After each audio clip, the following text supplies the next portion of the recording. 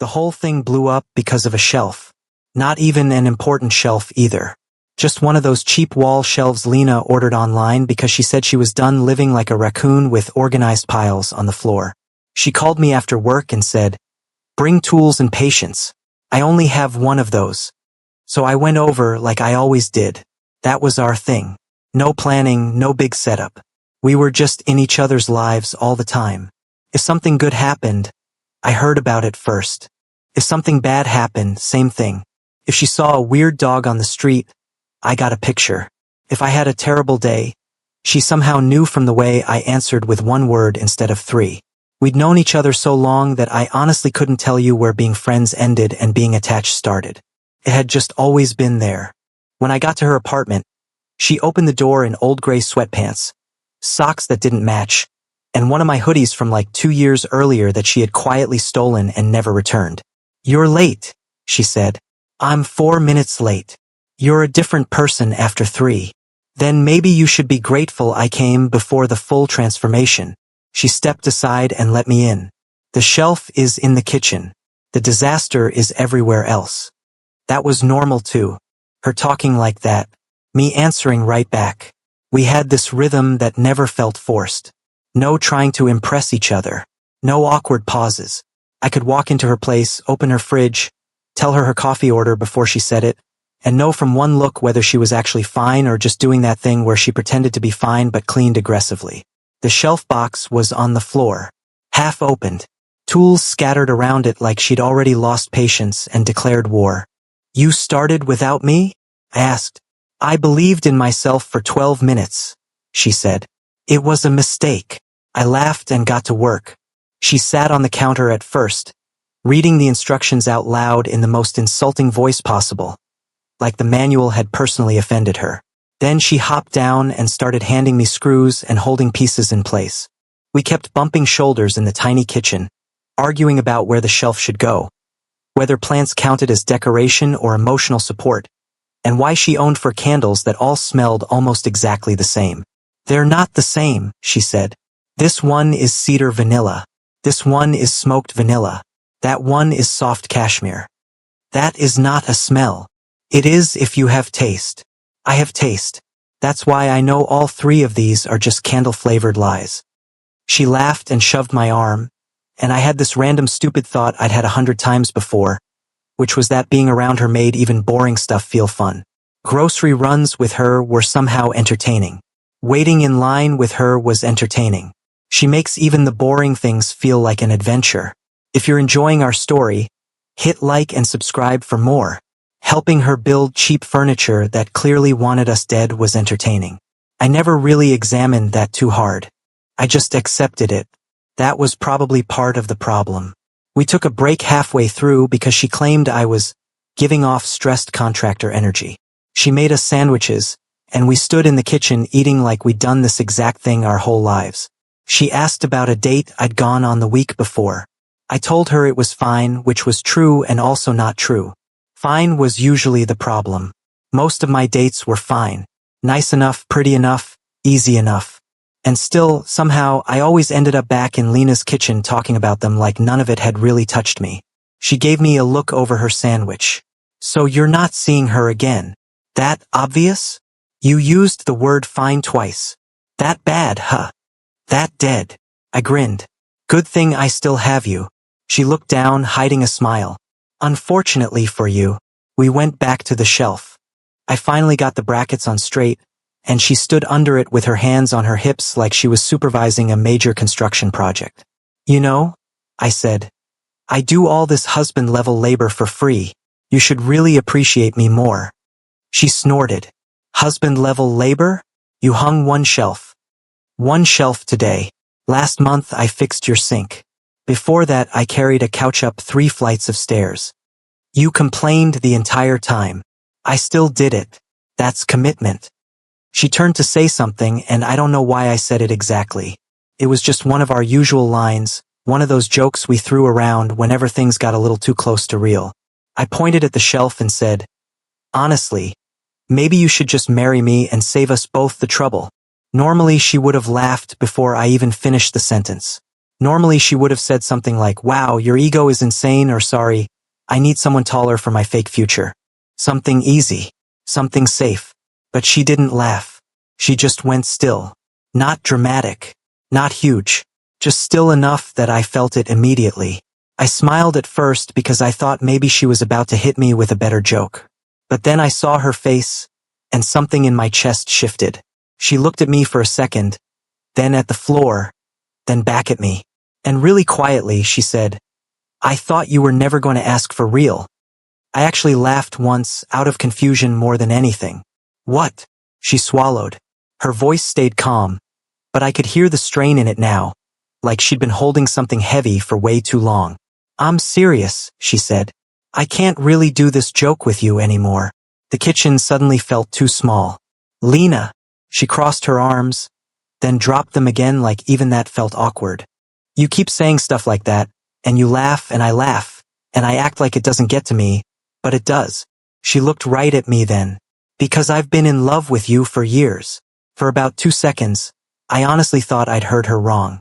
Not because it made no sense. That was the weird part. It made too much sense too fast, and I think my brain rejected it on impact. I just stood there staring at her with one hand still on the drill, like maybe if nobody moved, reality would put itself back where it was 5 seconds earlier. "Lena," I said again, quieter this time. "What do you mean, years?" She let out this small laugh, but there was nothing happy in it. More like she couldn't believe we were finally here. Exactly what it sounds like. She looked away for a second, then back at me. "I'm not saying this to make things weird. I think they've already been weird for a long time, and we just keep pretending they're not." I opened my mouth and closed it again. I had no smart line, no joke, nothing. She noticed that and gave a tiny nod, like she'd expected it. "You do this thing," she said. "You say serious stuff like it's a bit, and then I'm supposed to laugh because that's what we always do. We joke about getting married, living in the same building when we're old, picking each other if everything else fails. And maybe for you it stayed a joke." Her voice tightened a little. For me it stopped being one a long time ago. That hit me harder than the confession itself.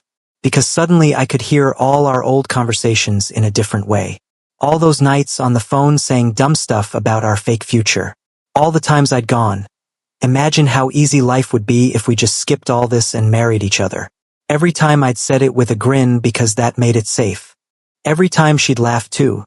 And I'd taken that as proof that we were still playing on harmless ground. "I didn't know," I said, and I hated how weak that sounded. "I know," she said. "That's kind of the problem." She leaned back against the counter and folded her arms, more to hold herself together than anything else. "I tried to be normal about it," she said. "I really did. I dated other people. I told myself I was being dramatic. I told myself we were just close and that was all. But then you'd do something and it would ruin me again." "Like what?" She looked at me for a long second, then said, "You really want an example?" I nodded. "The night my car died outside the city," she said immediately. "It was raining, it was late, and I called you because I didn't know who else to call. You were at that birthday dinner for your coworker. You didn't even hesitate. You just said, 'Send me your location. I'm coming.'" I remembered it. Of course I remembered it. I'd left in the middle of dinner, drove 40 minutes in awful weather, found her standing under that weak gas station light looking angry and cold and trying to act like she had it handled. I'd given her my jacket, called a tow truck, got her food on the way back, and stayed at her place until 2 in the morning because she was stressed and too wired to sleep. She kept going. "You didn't act like it was a favor. You acted like of course you were coming. Like there was nowhere else you were supposed to be." I rubbed a hand over my face. "There was also your uncle's barbecue," she said. "When your aunt asked if I was your girlfriend and you laughed it off. But then later you still brought me a plate before making one for yourself because you knew I hate asking for food in crowded places." I actually felt my stomach drop. Not because I remembered that too. Because I remembered 100 things like that. The extra coffee I'd grab without asking because I already knew what she wanted. The way I checked whether she got home safe even if I was dead tired. The way every relationship I'd had somehow ended with a woman getting annoyed that Lena was always there. The way I never really defended myself that hard. Because deep down I knew they weren't imagining it. I looked at her and, for the first time, it was like the whole history of us rearranged itself in real time. Every birthday, every late-night call, every stupid errand. Every time she was the first person I wanted to tell. Every time I pictured my future and she was just already in it, not as a detail, as the center of it. And then the ugliest, clearest thought of all hit me. The reason no one else had ever felt right was because everyone else had felt like not her. I finally realized why no one else ever felt right. It was always her. Have you ever realized your best friend was actually the one? Tell me in the comments. I sat down hard on one of her dining chairs and just stared at the floor for a second. She went quiet. Say something. I looked up at her. Really looked. I thought about every guy she dated that I'd immediately found a reason not to like. Every time she mentioned moving away someday and I felt off for the rest of the night. Every time something good happened to me and telling her mattered more than the thing itself. I let out a breath and said, "I'm an idiot." That almost got a smile out of her. That's not a response. No, I know. I stood back up. My heart was pounding so hard it was actually annoying. I think I'm figuring out why all of this feels like getting hit by a truck and also like something I should have understood years ago. She didn't say anything. She just watched me. And once I started, I couldn't stop.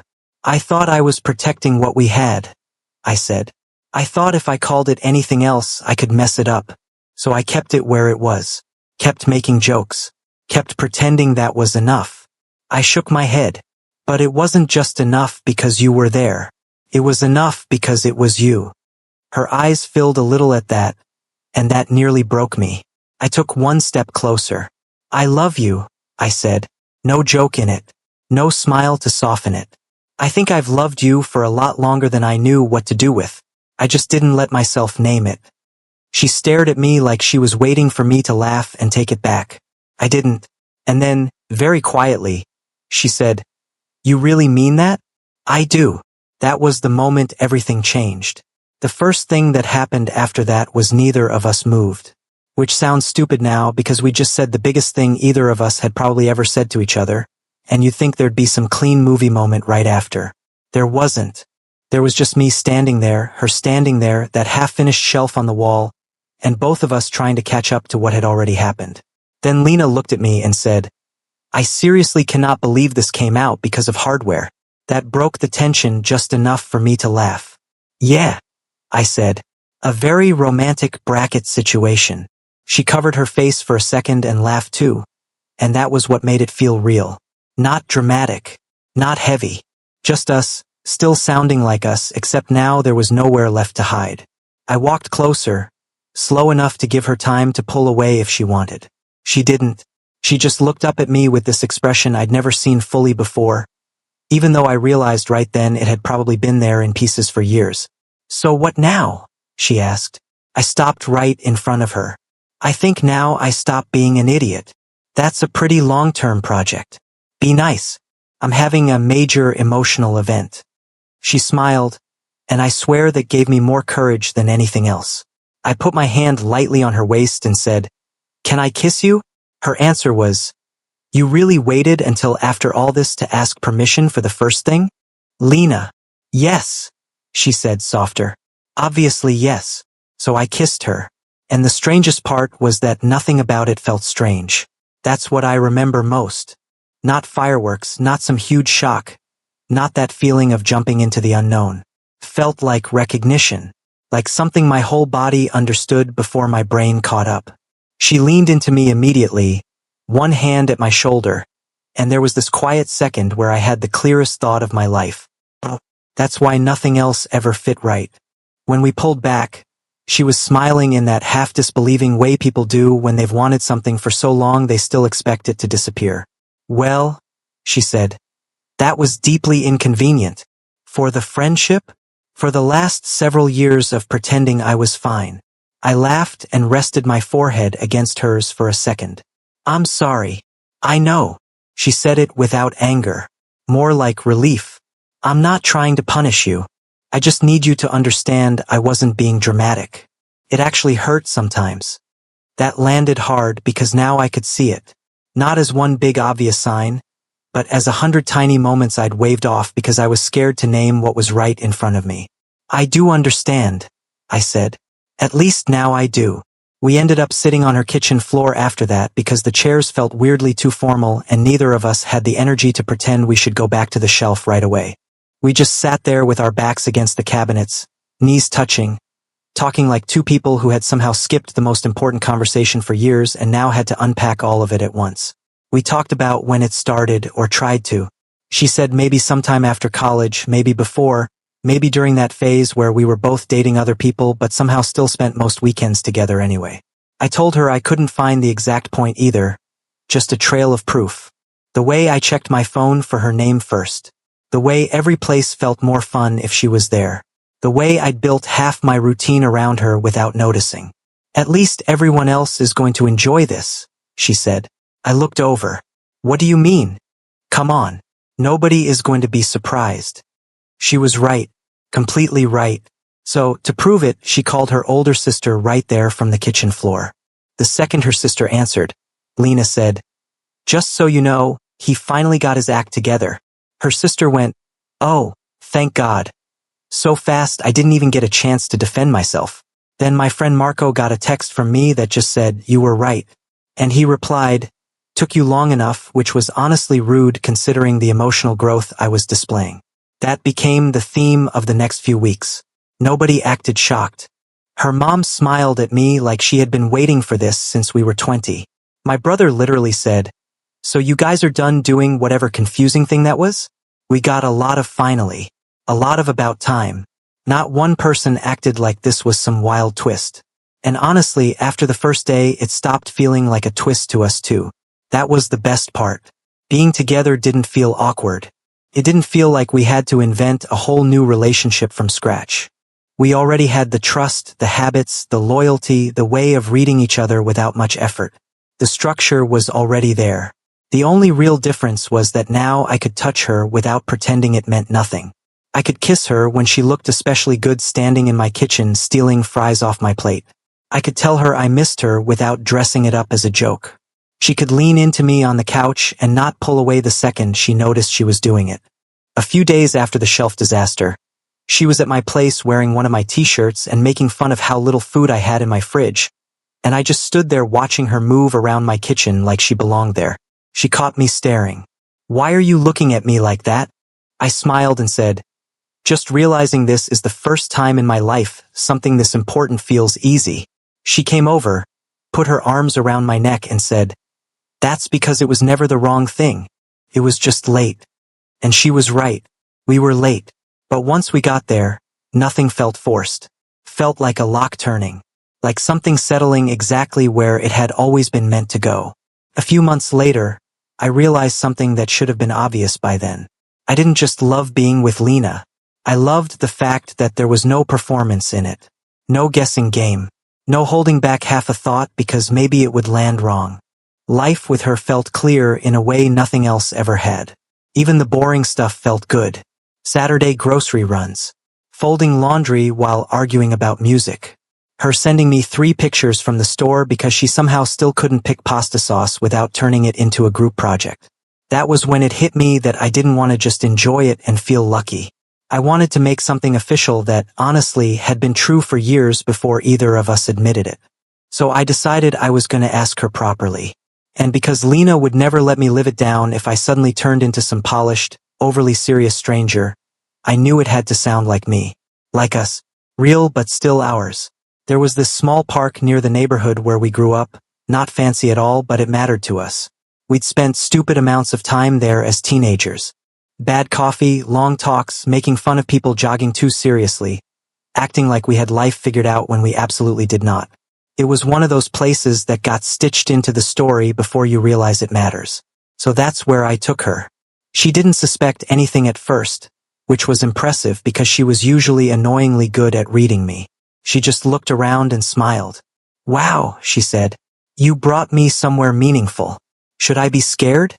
"Yes," I said. She looked at me. "That sounded too honest."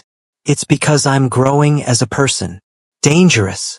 We walked the path for a minute, shoulder to shoulder, and I could feel my heart beating way too hard. Not because I was unsure. That was the weird thing. I had never been less unsure about anything. I was nervous because I wanted to get it right. We stopped near the old bench we used to sit on when we were younger. It had been replaced at some point, but the spot was the same. Same view, same trees, same feeling that this part of our history had been waiting for us to catch up. Lena turned to me. Okay, what is going on? I took a breath and reached into my jacket pocket. Her eyes widened immediately. No way. I laughed once. That's a promising start. She put a hand over her mouth, and for maybe the first time in our entire history, Lena had nothing smart to say right away. I looked at her and all I could think was that every version of my life that made sense had her in it. Not in a vague, pretty way. In the real way. Morning coffee. Bad moods. Family stuff. Tiny routines. Big decisions. The whole thing. So I said the truth. I spent years joking about this because I was too scared to say it like I meant it. I said. And then you finally forced me to stop hiding behind that. She was already tearing up a little, which almost ruined me, but I kept going. You were my favorite person before I understood why. You were home before I knew that was what I was looking for. And being with you hasn't felt like some huge adjustment. It's felt like relief. Like my life finally makes sense in its own language. She was crying by then, smiling and crying, which she hated doing in public, but she wasn't stopping me either. So I got down on one knee and said, Lena, maybe you should just marry me and save us both the trouble. She laughed through the tears so hard she had to look away for a second. Then she looked back at me and said, You are so lucky I love you. I know. And yes, obviously yes. I barely had the ring on her hand before she pulled me up and kissed me.